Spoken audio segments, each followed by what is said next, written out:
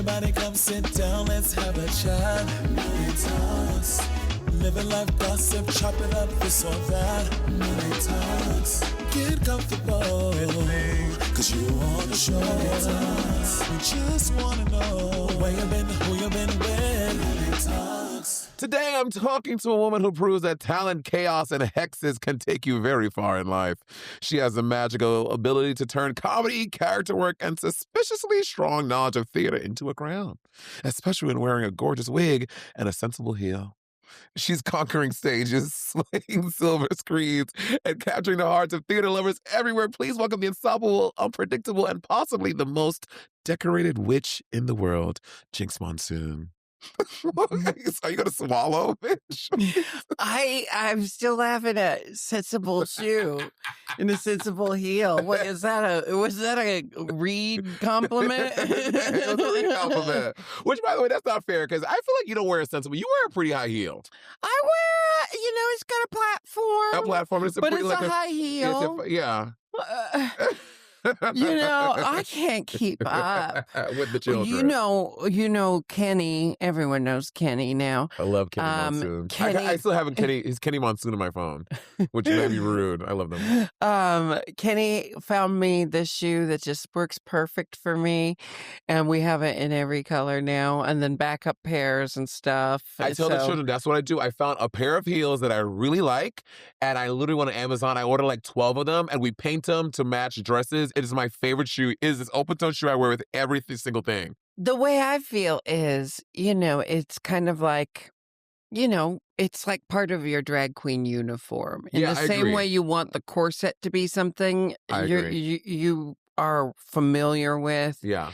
It's like it's part of your uniform. So I don't think it's wrong for a drag queen to wear the same shoe every day. We're basically cartoon characters. Absolutely. You look just like Doug. Just like him. I fancy myself more Patty Mayonnaise, but I'll take Doug. You're Skeeter coated. Okay, here's the thing. So Bob does this thing with his friends. I know.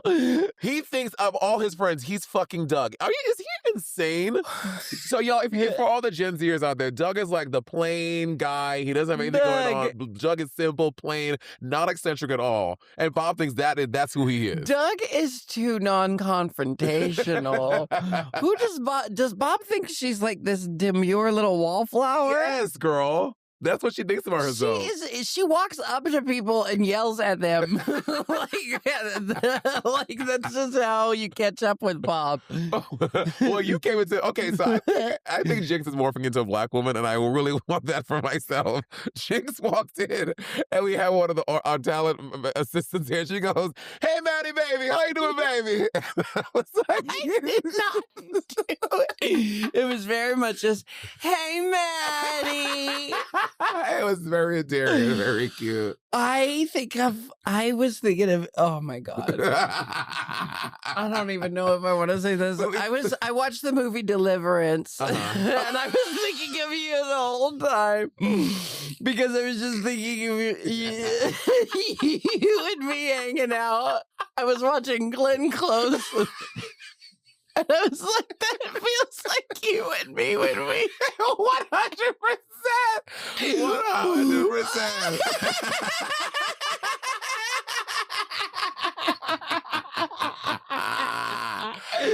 Okay, Jinkx. If Steven Spielberg comes at you...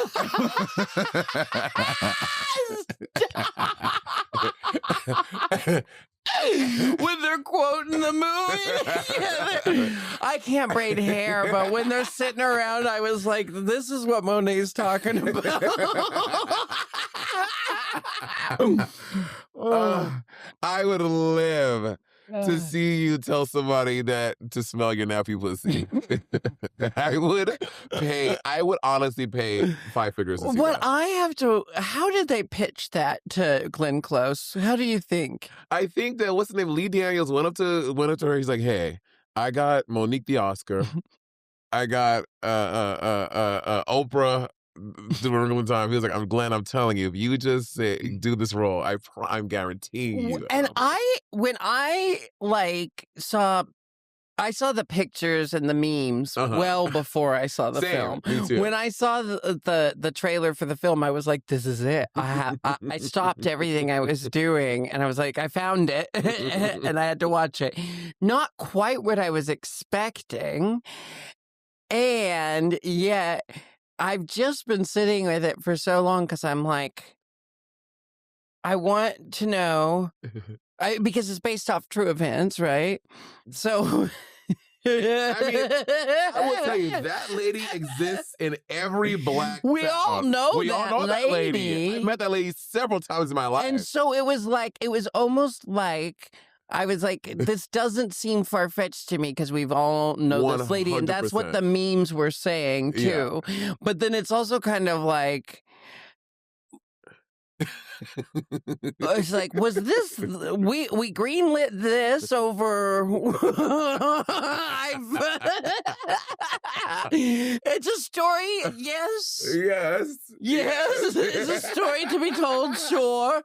But I've wanted to like really unpack that, but I mostly have just been laughing. Thinking about. I also love that you brought your person here. Another black lady activity. She's like, I am not leaving my purse out there with these damn people. Well, it's also because there's things inside that I might need. Oh, okay. Cute. You know, I have wipes and matches. And this is in case I jinx myself and have to knock on wood, because this doesn't look real, does it? This is some Formica bullshit. One thing that I love, over the years, your fucking style has evolved so much. You look so hot and witchly and sexy today. I have to say, well, one, I have a wonderful stylist, Heidi Gannon, and I'm pretty sure Robbie, her name was Cannon on one call sheet, but I know her name's Gannon, right? Anyway, Heidi, my stylist Heidi. Yeah. Heidi just gets me. It's like we kind of feel like alternate versions of of each other from different timelines. But also, I have to say, I've embraced so much more a bigger variety of styles since my medical transition began, because it's like before I only felt comfortable in like two things, you know, and I had my uniform that felt like, okay, this is technically androgynous, but it looks, you know, I had all these rules for myself. And since my medical transition began, I just kind of started breaking all those rules that past self set for myself, and now here I am. So that's what you're picking up on. You definitely had a uniform. So Jinkx would have a black legging with a drapey, flowy black shawl dress skirt top. It was hard to place what it was. I called them tunics. And like a black chunky boot, practical magic heel. Yeah. And then you have your round glasses. Yeah, because I was trying to hide no eyebrows. Eyebrows. Before Monet's the reason I have eyebrows once more, because microblading changed my life. You changed my life with microblading on the purse now. On the purse. Yeah, microblading, it changed my life too. I love it. I love it, love it, love it. Yeah, so I feel like I like who I see in the mirror in a big way these days. And it's no, you know, and I also had some work done. I've also been very busy, and which has had me a lot more physically active than I had gotten used to being. Got it. Well, anytime you post these like things from like shoots or like interviews and stuff, and like it's like these like carousels of Jinkx and like all these like beautiful couture. I'm like, all right, Jinkx. Well, Monsoon. you know, it's at the point now for us ladies who were told, you know, you ain't shit, and now we've got our own teams. Yeah. And I really like. I'm only able to be the Jinkx Monsoon you see today because I have a lot of wonderful people who help me. Monét Talks. Hi, gay. Look, the High Heels Bad Knees Comedy Tour is in full effect, full swing, darling. Portland, Seattle, San Diego, Saratoga. Your girl is coming, so go to MonetXchange.com to get your tickets and see the funniest Stand-up show all around. Better than Bob. Better than Bianca. Bianca who? Fucking loser. But Monét X Change is not. So go see me. Go to my website, get my ticket. Sell me out. Portland, Seattle, San Diego, sell me out. I'll see y'all soon. Thank you. Monét Talks. Jinkx, if hexes are real, why hasn't Donald Trump died yet? Because sometimes things take time, and the longer it takes. Donald Trump represents something so much bigger than him that a regular, it's like, you know, his cult-like following is what's protecting him. That energy is what's protecting him. But that means the cataclysmal shift away from him is going to be so big. And since he represents the most appalling, disgusting, toxic amalgamation of everything we want changed in our country and in the world, it's like gonna take a big cataclysm to shift that. But I think that's right around the corner. I think it is too. Honestly, because I purchased two hexes on Etsy. And when it didn't get fulfilled, I got a little upset. I was like, should I get my money back? I was like, you know what? Well, you can't put a timeline on magic. Like, well, they guaranteed me a timeline. They did? I was guaranteed 2 weeks. Well, first of all, I don't know about all this mail order witchcraft. I've never heard a witch like say, and I guarantee 2 weeks. You know, that sounds like some Miss Cleo stuff. You know, like that sounds Call like me now, it's too good to be true. All you have to do is fork over this money, and this person will just do it for you. Yeah. What I believe is the magic comes from the effort put into it. And yes, you could outsource that effort maybe. And you know, lots of modern witches, they go and purchase the herbs rather than growing them themselves or foraging for them. So we all take our shortcuts. But if you want the magic to be effective, you gotta get in there. Okay. maybe I should learn how to do hexes. Maybe I should learn. Do some hecatees and get on a cauldron. You know what you could do is like just every time you see his image, come up with your own the evil eye is a powerful thing. Got it. But just come up with your own little, like, I flash the horns. Anytime I walk past Trump Towers in New York, I'm just like, you know, Got it. just in case anyone sees me, I look like, you ever seen Hereditary? Yes. Hello! You're not welcome! I banish you! That's me outside the Trump Towers. I banish you! Okay, I'm gonna start doing that. So one thing that I love about Jinkx, so Jinkx is one of the first tours I ever went on out after Drag Race. I got an email to do a tour in Australia, and then I had no management. I booked it all myself. I flew for my first time to Australia in seat 69J in the corner, back in the thing. All the other draggers girl Jinkx, everyone was up in first class, but I didn't know any better. I just booked my own shit. And then we get to this gig in Australia it was the Queens of Comedy or some tour by Oh, ITV. yes, yeah, with Bunny. And Sherry and Jackie. Oh, that tour. And I do this tour, and so I'm at the hotel. I'm on the grinder. This is how I know Jinkx and I are kindred spirits. We're sisters. On the grinder, and I meet up with this guy with the biggest penis that has ever existed. It was insane. Hooking with this guy, and then he leaves me, and then No, he was up with you first. He hooked up with me first. How do you know it was you first? I think it was me first. I'm pretty sure it was me first. I'm pretty sure it was me first. Wait, no, I got the sloppy seconds. Yes. That's where the joke came from for the roast. Yes. She left crumbs on it. But we also were pulling so much trade that Australia trade.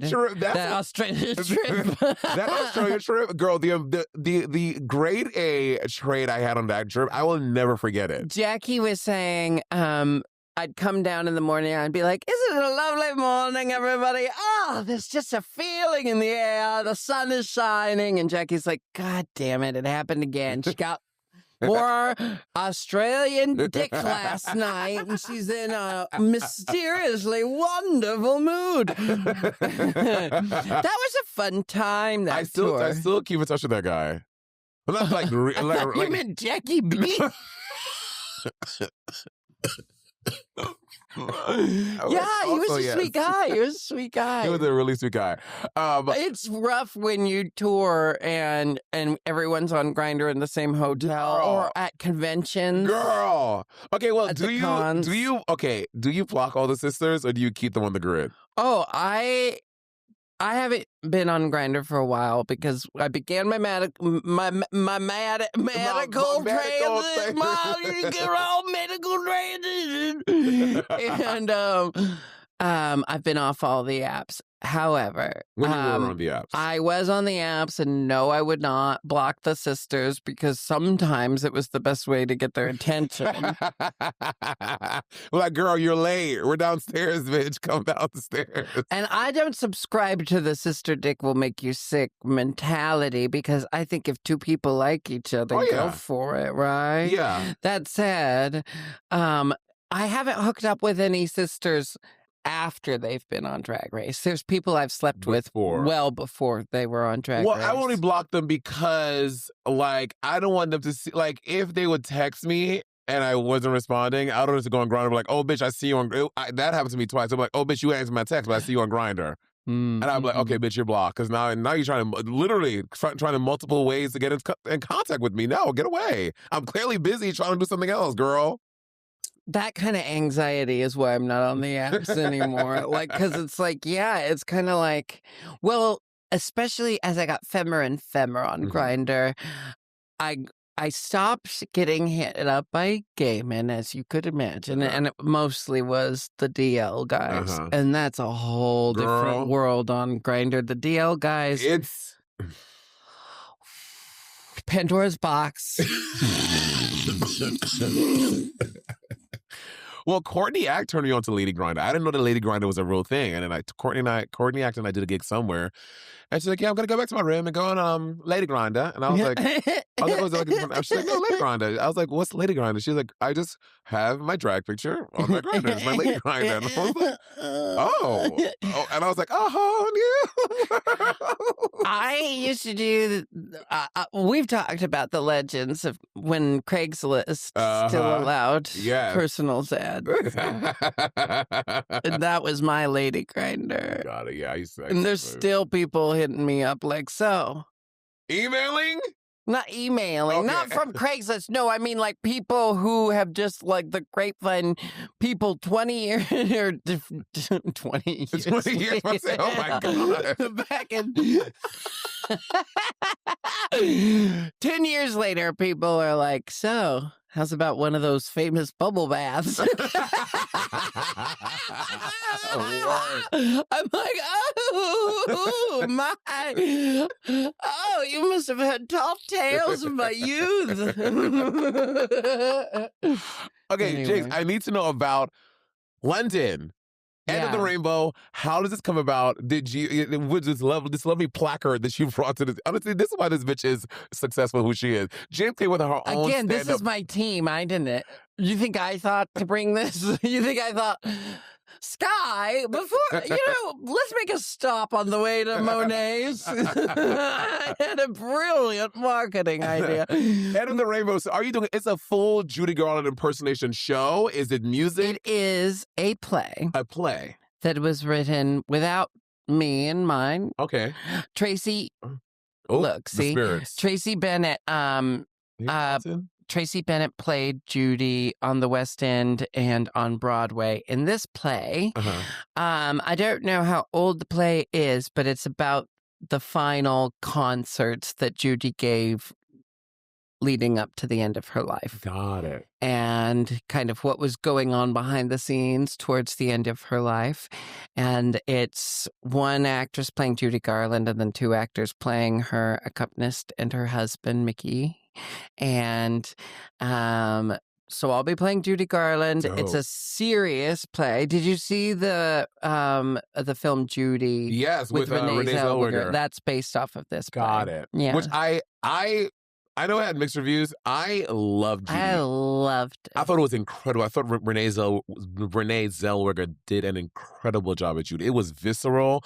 I learned so much because I have to be honest, as a West Indian American Caribbean gay from Brooklyn, I did not know much about Judy Garland until I started working in drag. And I was like, oh, this lady. You know what I mean? Yeah. So I've had to learn about Judy retroactively. I didn't grow up listening to her music, knowing anything about her or Liza. I also like Judy was kind of just part of the whole tapestry of old Hollywood. And I've always been more interested and drawn to the comedians of that same era, which is why I know everything about Lucille Ball. Yeah. But Judy Garland became very interesting to me as I started looking at the whole conversation we have with famous women in the spotlight, you know? And if you look at the conversations we were having around Britney Spears, Awful. it's the same stuff that Judy dealt with through, all her career. And she was basically discovered as a very young person, pulled into this world where everyone just told her what to do. And then that was just her existence. Yeah. And then when the stamina ran out, because that's not sustainable, being, a machine. A machine, and then using drugs to push yourself past limits. Yeah. That's not sustainable. So when she couldn't keep up with that, they kind of just discarded her. Yeah. And unfortunately, it was the Wild West back then. And when they discarded her, she didn't have much to her own name. Which is insane. Working that many decades in the business. To be that successful. Recognizable. Yeah. To be that like one of the first household names. And so I think whether you connect with her story or not, or whether you're a Judy Garland fan or not, the story in this play is something that's very timeless and still very prescient today, even though it's set in the 60s. The 60s. Yeah. Yeah, and the photo shoot. Also, before I talk about that, as someone who reveres and respects Judy so much, when you chose to do it on Snatch Game, were you afraid of obviously it was a standout. It was taking the piss. Yeah, taking the piss at her. No, because I only impersonate people I'm obsessed with. Got it. So it always starts from a place of love. That's wild. That's why.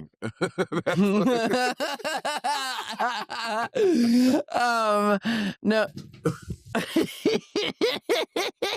It's because you complimented it. No, I got it now. I got it. It really?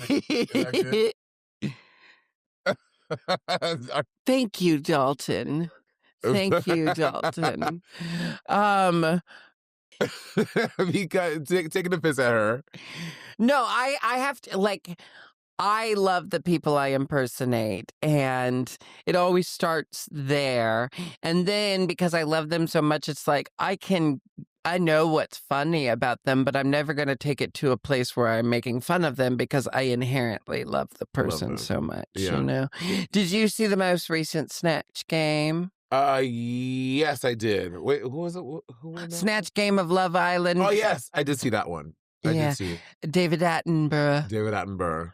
Quite funny. All of them. It was a very good one. I thought the Drew Barrymore girl, Mikey, I really enjoyed her. I really enjoyed that too.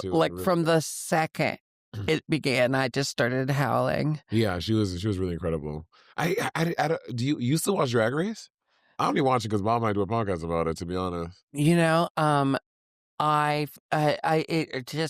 when I'm able to, I sure do. Yeah. And when the thing is sometimes I watch it and it feels like it took me a while after season 5. I was watching because I just continually had friends on after that. And it was just too hard not to relive all of my own memories. Yeah. And I was sitting there watching other friends have their experiences, turning to everyone going, and when I did it, and when I did it, and when I did it. And I felt so desperate for validation that I stopped watching it with people and just sat and watched it alone by myself. And Is there like a moment? it's less fun that way. Is there a misunderstood moment from Drag Race that still bothers you to this day? Like that people There's misunderstand? plenty on season 5. I have a hard time watching myself on season 5 because I was just so young and I was so self-determined, and I'm like, and she still had so much to learn. Girl, I cannot. The watch nose season 10. contour alone. Alone.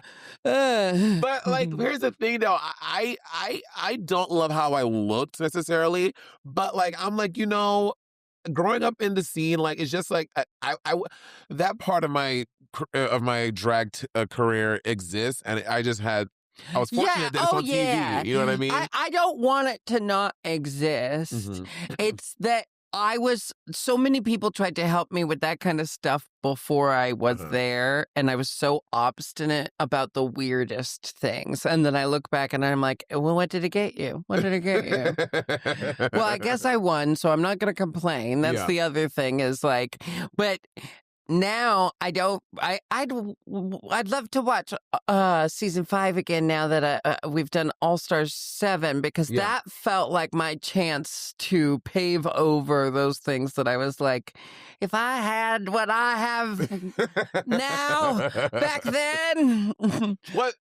Girl, as someone who has won Drag Race twice, I don't understand how you still manage to be so humble. Imagine if someone like Bob won twice. He would be abysmal. He would be him. He already is. You still stay so humble. It gags me. I just think about the fact that, like, it wasn't easy winning twice. It wasn't easy winning the first time. Yeah. It certainly wasn't easy the second time because y'all we're like everyone just the best, right? And then, I don't know. It's art. It's subjective. Even like I won and we do everything together. So, and in the end, it's like there's room for everyone. Yeah. I always feel like the more like the more I recognize that I'm part of a big tapestry, the more I lean into being a member of this community, the more the community has my back. Yeah. The more I think of myself as like an individual, like it's all about me, it starts feeling a little more icky, right? Yeah, yeah. But when I think of myself as a big, bright, shiny piece of a community I'm very proud to be a part of, then it's a little like I'm humble. If I'm humble, it's because I'm like really self-assured as to where I fit in my world. And I feel so comfortable there that I don't feel the need to be like reaching and grasping at something else. Yeah, you're so comfortable All Star 7 when you would say to me, "Boo Boo the Fool."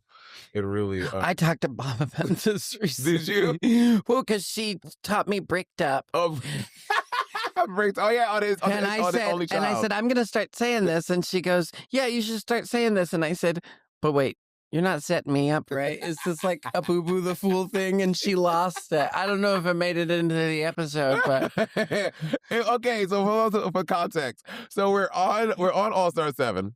And Jinkx and I, we sat next to each other. We were painting next to each other.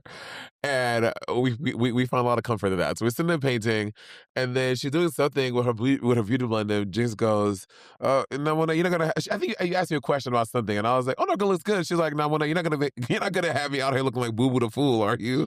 And then without missing a beat, I was like, "Jinkx." I was like, "What did you just say to me?" that is not how your memory is so interesting. Okay, what happened? You loved that I said Boo Boo the Fool, and you told me to keep saying it. Yes. All right, okay. I didn't say you but then, see, and but then later you flipped the script. Okay, later on. And I was like, I said it on stage, and then you were like, "Jinkx, You can't say You're not supposed to say Boo Boo the Fool. And I was like, I said it in front of RuPaul.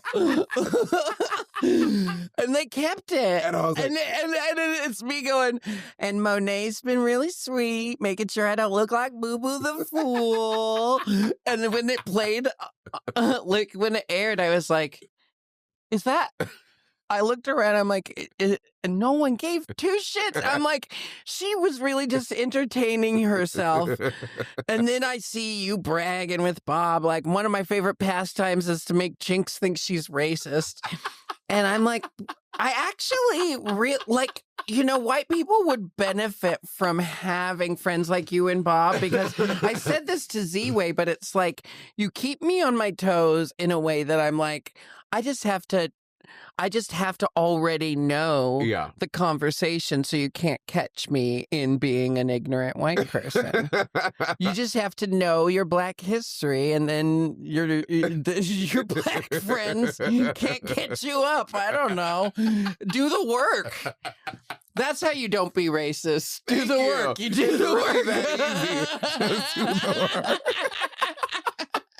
work. Okay, and so something I never told you too. So this is how stellar this bitch is. So you had the audition for Chicago. And I was supposed to have one a month later, but they were so blown away by how incredible you were, they canceled my audition. No, for the same part? Yes, as David and Jacob. Isn't that crazy? This is the first I'm hearing this. Is a cold, hard truth. Oh my you were goodness. so they're like, we don't need to hear anyone else. They were like, Jinkx Monsoon now. Well, I have to say my Chicago audition, because I had auditioned for plenty of things before Chicago, right? Tours, Broadway stuff. And when I got the call, it just really felt like, oh my God, it's happening. They're finally giving me the chance to show that there's no reason a drag queen couldn't play this role, especially Mama, right? Yeah. And so I just went in with like 3 ideas ready. And I was like, okay, I want to know which one you like the best, because I've got this ready, and this ready. I love hearing and then they were like, well, we don't do accents, so you can skip that one. I was like, okay, so we want to go more like this. And okay, ooh, that sounded a little more Natasha Lyonne, so let me pull it back a little. And then, okay, I got it. And then I was just like... And the character that I did at the audition was the character that ended up being on stage, because when you know the material so well, like what's the show where if you didn't get cast, you're like, they're making a damn hideous mistake. Collins and Rent. So yeah. Usher and the Magic Flute. And I'm crossing my fingers we're seeing, but Viola Van Horn in Death Becomes Her. Yes. Right? Yes. Right. Yes. Right. Yes. So. So yeah, it's like when you know in your bones, it's kind of like it's easier to go in and not be afraid of the decisions you're going to make, because you're like, how could this be wrong? This is my show. Yeah. And Chicago's one of those shows for me. Little Shop of Horrors is one of those shows for me. That. Incredible. So I got to do, my first couple of shows were ones that were so significant to me that like I came locked and loaded, and then we started from there.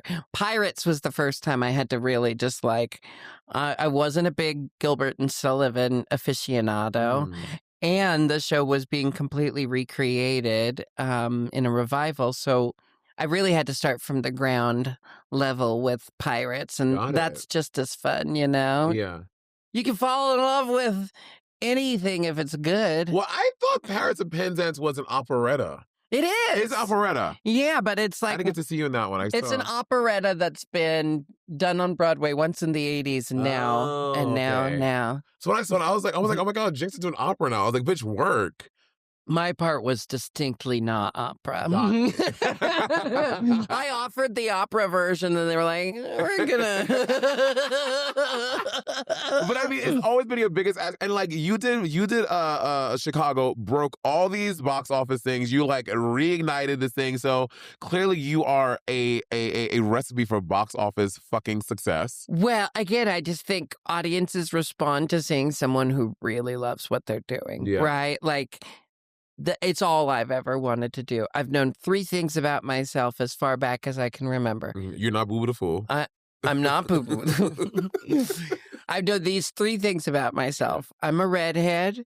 Even before I had red hair, I knew I was a woman, and I just kind of decided to grapple with that for 35 years. But I always knew. And I always knew I was an actress. And these 3 things, it's like as long as I have those 3 things, I'm pretty content. Yeah. And for a long time, drag was my way to have the woman part fulfilled.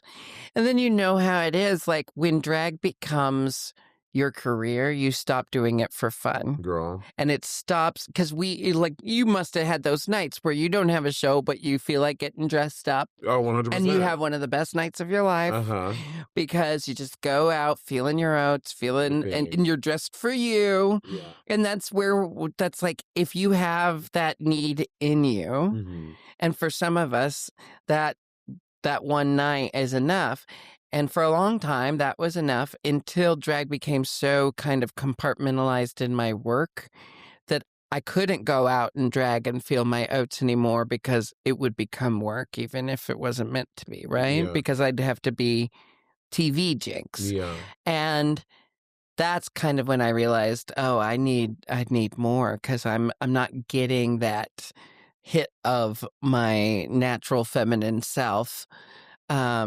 It's always being filtered through my new drag persona that the TV helped create, or out of drag, I'm trying to follow these gender rules that I placed on myself because I was like, no, if I'm trans, I'd know it.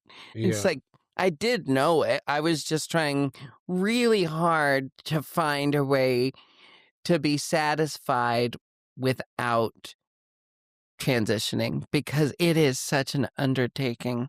I'm sure. No matter how you do it, it's like you are changing basically everything about yourself, even if not much changes. Because to me, everything has changed. My family and friends feel like I'm just, exactly who I've always been. My hair's just longer and my face got crushed. But, but to me, I'm like, it's all so different. I have to worry about bras now. Imagine bras. Yeah, Lisa Rinna here, she was talking about how her daughter should just steal. She's like, because she has all these couture gowns and all these things. She's like, no, I don't have to worry about them stealing that. They steal my bras and my panties. I'm like, you want to wear your mama's panties? That's a little crazy. Wearing your mama's panties is a little crazy, but I stole my mom's bustier once for a Halloween party. Oh, what was the character you were? Hedwig. Oh, Hedwig. It was a superhero costume party, and I went as Hedwig from Hedwig and the Angry Inch. That was your superhero. I've just always been this bitch. I've just always been this bitch. Hedwig is your superhero. You're such a fan. Love that. I have a new joke I'm working on. Ooh, tell me. Speaking of superpowers, late in life transitioning, it's kind of like being a superhero. Because if you think of it, I have all the strength of an adult gay man, and now thanks to estrogen, all the strength of an adult woman. So I've got all the strength of 2 adult women. When we did Hate and Bros all those years ago, Jinkx you were very, very adamant. You was like, you know what? I'm in my new era of comedy and I'm no longer punching down, and you refused to make jokes that were about race and all these other things. I don't know that I was perfect, but it was my goal. I mean, I think you were pretty successful. I know that Latrice told me I was dumb if I didn't make a joke about her being fat. But yeah. I was like, it's not dumb, it's clever. And she went, it just looks like you're ignoring something. Yeah. And that's when I came up with the California fires joke. It was a roast. You'll have to look it up in YouTube. I don't even want to talk about it because we're in California. It's more about the fires than Latrice. I don't want to be insensitive towards the fires. It's a real problem. Do you think the haters roast could come back? Yeah. I think so too. Well, here's what I'm feeling these days is I think because we are watching the worst people say the worst things with zero accountability, we know now the real difference between someone actively ignoring and working against woke culture and someone who's having fun with the current conversations. I think it's very clear to see because I've gotten a little more acerbic and filthy in the way that I speak because it's nothing. I've always been filthy, but I've gotten a little more like pointed and a little more still not punching down. It's all punching up, but I'm like, I talk about them the way they talk about us. Yeah. And it feels nice to, it's like, fine, if you want to play the name calling game, you bunch of pedophile fuck faces. Like, I mean, like, call me tranny fag all you want. You pedophiles, like what? Like, fuck off. Fuck you. Jesus, this episode has been really... I love it. Good. I think everyone listening and watching this just had a release. That felt good. Like, you're going to call me a faggot? You're literally a pedophile. Like, what is in the conversation? I hope Robbie's, like, taking notes of what needs to be clipped from the episode. Isn't Robbie the greatest? I love Robbie. With Robbie. Robbie's Jinkx and I have the same publicist. I say Robbie is my PR witch because when you meet Robbie and you hear her talk about PR, you're like, you are a witch who does PR. Yes. And the magic in which you work is public relations.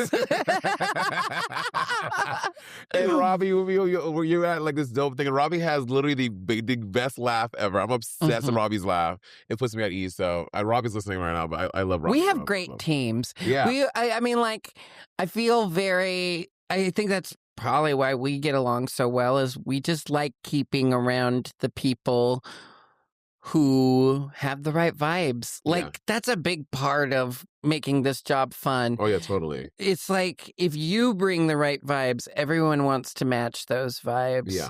And then if there's one diva, she sticks out like a sore thumb. 100%. I want to play a game called Unexpected Roles, okay? We're casting a very chaotic movie that's taking over Hollywood, and I'm going to give you a different role, and you have to audition for them in character. Jinkx, this is your thing. Jinkx, you are literally the character actress of the world. Okay, go for it, fine. Okay, the first role is a Disney villain. Oh my, don't you look delicious? Perhaps you and I should get better acquainted. Okay, a washed up stripper. It's 30 if you want to look at it. It's 40 if you want to touch it. 50 if you want me to take out my teeth.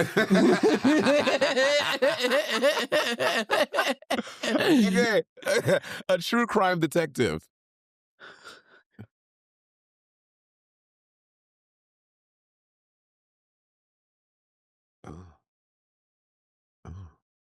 Someone's been murdered.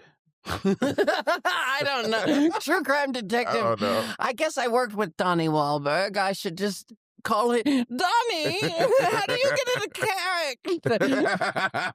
My brain goes to she's a true crime detective from Perry Mason time. Yeah, Perry Mason. First of all, that was show. Like Dick Tracy. That was like that's 1940s gangster. Oh, 40s. Whoops. No, wait. 30s. Prohibition. Yeah, Prohibition. Yeah. Yeah. Okay. Okay. Two more. A motivational speaker.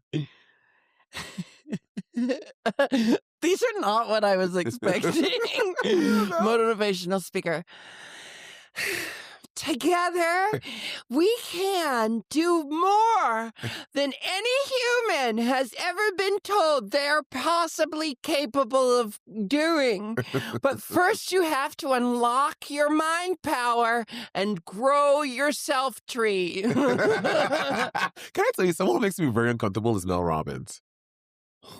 She's a motivational speaker. She's a lady with the glasses, blonde lady. She, you know, these like motivational people, they have these fucking platitudes like, the only you is you. If you can lift, you can lift it. I'm like, this shit, why are you saying it to me? That drives me crazy. What drives me nuts as a witch is they're just like, a lot of these things are just regurgitations of witchcraft practices that have always been there. They're just being repackaged in terms that sit well with people. The secret is just like, that's like manifestation, right? Yeah. Now we're using the word manifestation, but like witchcrafts have like ceremonial, like summoning the spirits of success. You know, it's like, it's all the same thing. We just keep getting sold the same thing over and over. That's why I go to the pagan roots behind all of that bullshit. I don't celebrate Christmas. I celebrate solstice. Well, solstice or Saturnalia, or like, you know, it depends on what people are willing to do with me that year. Saturnalia. Okay, Jake, this is a genuine question. Yeah. Do you like in my mind, when you are doing witch stuff, it's like the craft. Are you like with like rocks and stuff and like a thing and doing like a ceremony? I think that's so fierce. Maybe I should come. Well, yeah. Can you invite me one time? The only, like, besides the people in my house, the only like friend who's ever seen me do witchcraft is Dayla. Got it. And she came. But yeah, you could come. I mean, we do things all the time. When I'm home, if there's a special moon, we have a bonfire. Okay, well, the other day, I had a bunch of people at the house, and we're in the pool, and it was like a full moon, and we put all the lights off outside. And I have to say, there is something hauntingly, I do feel powerful, but I can't be the only person. A full moon feels like right. Isn't it strange? Because, like, we get so used to seeing it there, but when you really just look at it, Yes. you're like, that is insane. Yes. And the fact that we can see such fine Details on the moon for so far away. Yeah. So, like, I don't know. There's a reason why we have to acknowledge it, because it does affect life here on Earth. Yeah. Like, if the moon went Literally. away, things would be bad. So Yeah. you don't have to worship it. You didn't have to have rituals around it, but you have to at least admit that's some pretty significant real estate up there. No, I agree for sure. That's why when people talk about, like, we're going to do this on the moon, I'm like, check with the moon first, right? Like you put that on the moon and then an ocean just takes out I know. Seattle. Well, you know about this like crazy, like tectonic Yeah. thing that's gonna happen in the Pacific Northwest. Like, that's like a real thing. It's not like if, it's when. My friend Drew, who lives in Portland, shout out to Drew Rutledge, love Drew, and her sister Cassia, because I lived in Portland for 2 years. Anyway, so they were telling me there's even a website Never about saw it. her once. No, 2013 and 2012. Were you there? No, I was still in Portland. Portland. Then, yeah. No, I was not. I'm in Seattle. Seattle. When Ru called you Seattle, what were three of mine? I really thought, is this a prank? I thought Ru at her spaciest can't forget a current season, girl. Like, it would be one thing is if she forgot me from season 5, but it was like we just spent months together, you know? And the turnaround was really fast. Really fast, girl. So it was kind of like, I remember I really felt like it was a prank. I'll tell you what happened. When he said that, we were standing there, because I knew, obviously, you and I were down to the final two. When he said that, and I looked, I thought to myself, I was like, I think I won. I know. And do you know one of the things, I had hired Robbie. Yeah. Basically at the beginning of rollout and stuff. And I was convinced I had lost in that moment. I was like, and then all the comments on the internet were like, she didn't win if Ru can't remember her name. And people thought we'd be eliminated. So they're like, Jinkx must have gone home first because Ru can't remember. And I started buying into it. I was like, the fans called it. Like, they always know what's up before I do. So Did I go home first? That's around the time I had to let Robbie really be my buffer between me and the social media, because Trixie Hexy says it, but like the social media world that our personas live in, that's for the fans. It's like they're talking about a character they see on TV, television, yeah. and I want them to be able to have their conversations and process it their own way.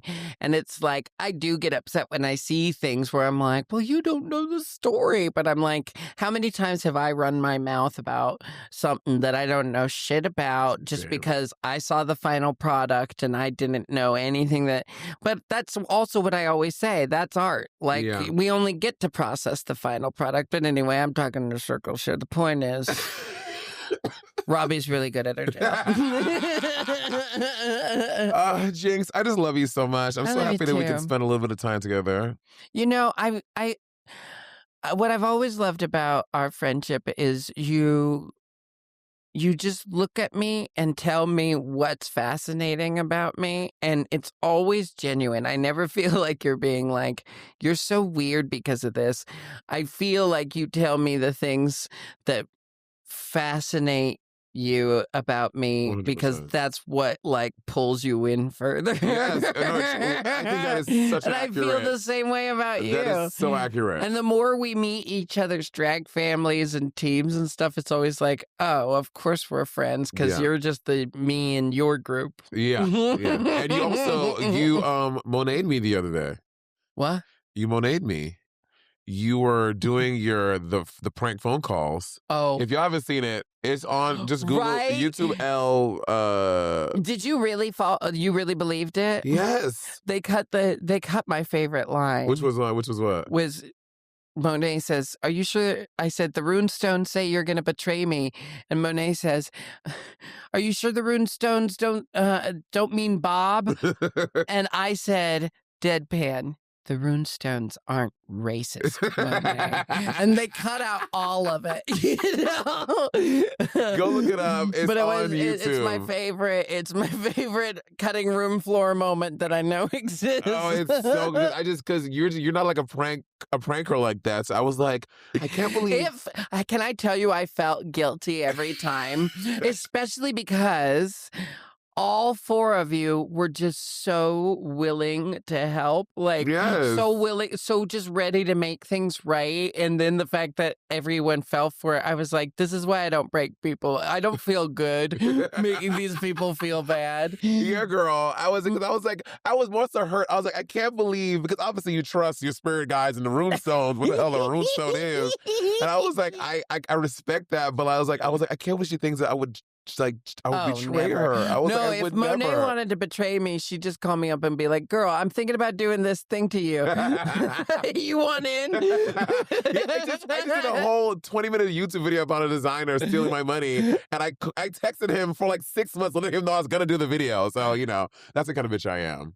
Well, no, I like you and I have always just, everything's right up here with each other. Yeah. That's why we stayed next to each other all the makeup while. You sure did. It was mine in Alaska's spot, and then it was mine in your spot. Yes. It felt very significant. Well, before you leave out of here, Jinkx, you know, you are my queen of queens. I bow to you. I praise thee. I worship thee.